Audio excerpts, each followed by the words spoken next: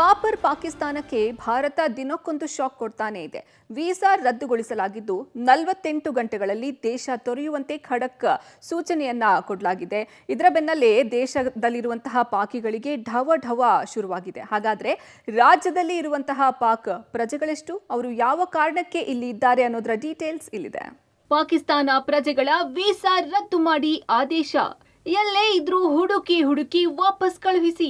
ಪಹಲ್ಗಾಮ್ನಲ್ಲಿ ನಡೆದ ಹಿಂದೂಗಳ ನರಮೇಧಕ್ಕೆ ಭಾರತ ಪ್ರತೀಕಾರದ ಪಣ ತೊಟ್ಟಿದೆ. ಭಯೋತ್ಪಾದಕರು ಊಹೆಯೂ ಮಾಡದಂತಹ ಶಿಕ್ಷೆ ಅನುಭವಿಸುತ್ತಾರೆ ಅಂತ ಪ್ರಧಾನಿ ಮೋದಿ ಕಟು ಎಚ್ಚರಿಕೆ ನೀಡಿದ್ದಾರೆ. ಈ ಬೆನ್ನಲ್ಲೇ ಯಾವೊಬ್ಬ ಪಾಕಿಸ್ತಾನಿ ಪ್ರಜೆಯು ಕೇಂದ್ರ ಸರ್ಕಾರ ನೀಡಿರುವ ಗಡುವನ್ನು ಮೀರಿ ದೇಶದಲ್ಲಿ ಉಳಿಯದಂತೆ ನೋಡಿಕೊಳ್ಳಬೇಕು ಎಂದು ಎಲ್ಲ ರಾಜ್ಯಗಳಿಗೆ ಕೇಂದ್ರ ಗೃಹ ಇಲಾಖೆ ಖಡಕ್ ನಿರ್ದೇಶನ ನೀಡಿದೆ. ಈ ಕುರಿತು ಕೇಂದ್ರ ಗೃಹ ಸಚಿವ ಅಮಿತ್ ಶಾ ಎಲ್ಲಾ ರಾಜ್ಯಗಳ ಮುಖ್ಯಮಂತ್ರಿಗಳಿಗೆ ಕರೆ ಮಾಡಿ ಮಾತನಾಡಿದ್ದಾರೆ.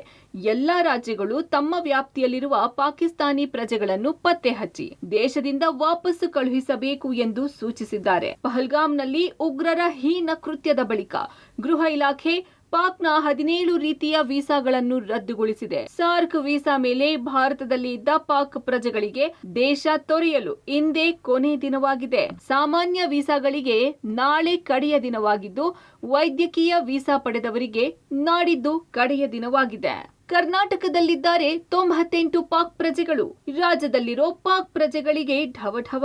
ಇನ್ನು ಕೇಂದ್ರ ಗೃಹ ಇಲಾಖೆ ಪಾಕ್ ವೀಸಾ ರದ್ದುಗೊಳಿಸುತ್ತಿದ್ದಂತೆ ಕರ್ನಾಟಕದಲ್ಲಿರುವ ಪಾಕಿಗಳಿಗೆ ಢವ ಶುರುವಾಗಿದೆ.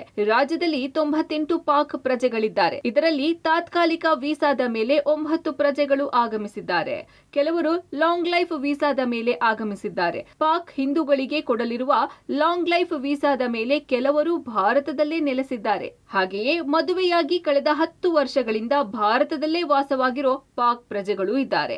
ಹಾಗಾದ್ರೆ ರಾಜ್ಯದ ಯಾವ ಜಿಲ್ಲೆಗಳಲ್ಲಿ ಎಷ್ಟು ಜನರು ಪಾಕ್ ಪ್ರಜೆಗಳಿದ್ದಾರೆ ಅನ್ನೋದನ್ನ ನೋಡೋದಾದ್ರೆ, ಉತ್ತರ ಕನ್ನಡದ ಭಟ್ಕಳದಲ್ಲಿ 14 ಪಾಕ್ ಪ್ರಜೆಗಳಿದ್ದು ದೀರ್ಘಾವಧಿ ವೀಸಾ ಪಡೆದು 2 ವರ್ಷಕ್ಕೊಮ್ಮೆ ನವೀಕರಣ ಮಾಡಿಕೊಳ್ತಿದ್ದಾರೆ. 10 ಜನ ಪಾಕ್ ಮಹಿಳೆಯರು ಭಟ್ಕಳದವರನ್ನು ಮದುವೆಯಾಗಿದ್ದು ಇಲ್ಲಿಯೇ ನೆಲೆಸಿದ್ದಾರೆ. ಭಾರತದ ಪೌರತ್ವಕ್ಕೆ ಅರ್ಜಿ ಸಲ್ಲಿಸಿದ್ರು ಇನ್ನೂ ಸಿಕ್ಕಿಲ್ಲ. ಹೀಗಾಗಿ ಭಟ್ಕಳದಲ್ಲಿ ಇರಲು ಪಾಕಿಸ್ತಾನದ ಮಹಿಳೆಯರು ತೀರ್ಮಾನಿಸಿದ್ದಾರೆ.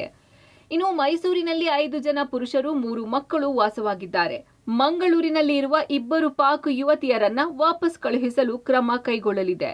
ತುಮಕೂರು ನಗರದಲ್ಲಿ 3 ಪಾಕ್ ಪ್ರಜೆಗಳು ನೆಲೆಸಿದ್ದಾರೆ. ಸ್ಥಳೀಯರನ್ನು ಮದುವೆಯಾಗಿ 3 ಮಹಿಳೆಯರು ವಾಸವಾಗಿದ್ದಾರೆ.